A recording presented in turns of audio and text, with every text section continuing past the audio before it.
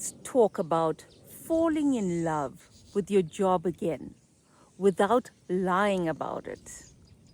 If you are feeling disconnected, disengaged, exhausted, or even quietly resentful, then just mere gratitude will not fix things. Or even if you deny this is how you feel, you can't escape it. And as I said, it won't fix things. This is not about motivation. It's about rebuilding a relationship again with your work and reconnecting with it. If that interests you, then stay tuned. Let's get into it. The truth is, people are not lazy, but when you're exhausted, you feel disconnected. People are capable, but they're tired. And when you're doing the same job over and over, it might be boring. It might become transactional. I'll do a piece of work, and in return, I'll get paid for it. So, all of that will create a situation where you actually fall out of love with your work, if it is indeed the case that you're in love with your job. Let's redefine what love for one's work is. It won't be about being passionate about your job every day, but it will be about feeling useful, adding value, as opposed to being resentful. It's about being engaged, and you feel useful instead of having the feeling of being depleted. The fact of the matter is that many of us fell into our jobs. We moved into it due to maybe that was the only option to us at a given time. And we chose our careers when we were young, when we didn't really know ourselves. Then we studied and we put in time, effort, we grew our careers. It might have not been something that we loved or chose consciously.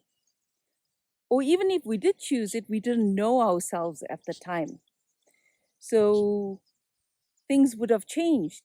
And therefore, we settled for where we found ourselves as opposed to loving what we do. And somehow walking away feels harder than staying in the job.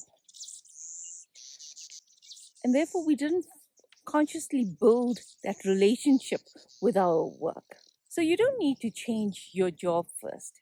Maybe you need to change how you relate to it, as opposed to seeing it as just transactional. We can learn to build a relationship with our job. So, as I said, love does not equal passion, but love does equal contribution.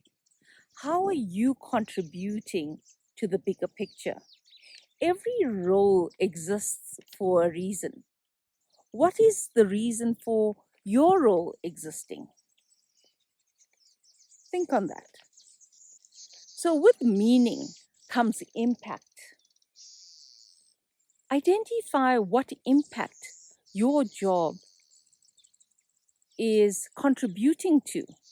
I don't know about you, when you give something, you feel the impact of it. So, value given is actually value felt. When I look at my job, I look at the value that I'm giving. When I sit in a focus group with people, I'm allowing them the space to speak, to air out whatever they're feeling. Where they may not feel heard or supported, I provide them with that space. So it takes a little bit of that burden away from them. So I stay connected to the value that I'm providing. I try not to look at just the transactional part of it.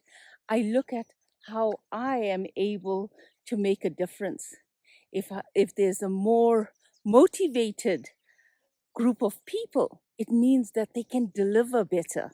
If I'm able to provide a different lens for them to see through and provide possible suggestions and recommendations of making their work lives better, then that also ensures that the person delivers and is able to be happy in their workspace.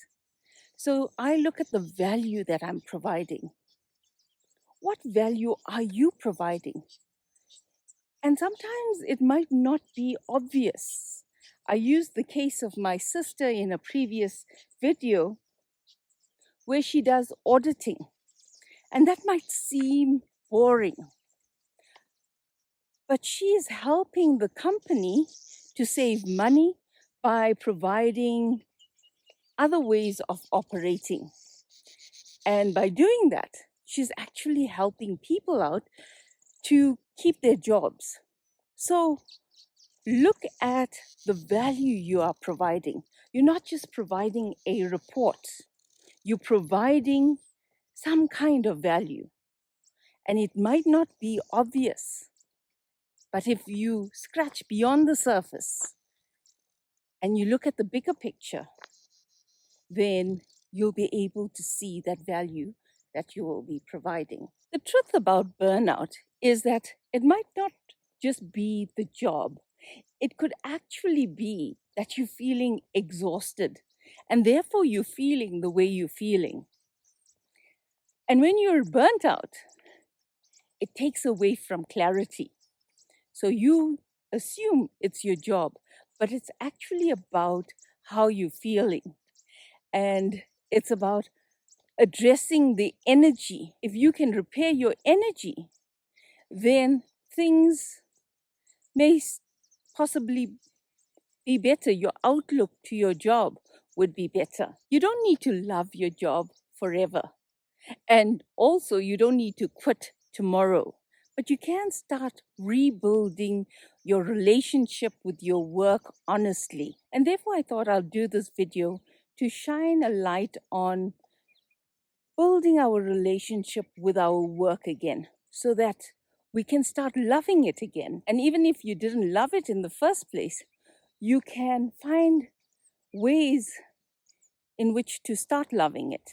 If you enjoyed this video and if something resonated with you, please consider subscribing and liking this video.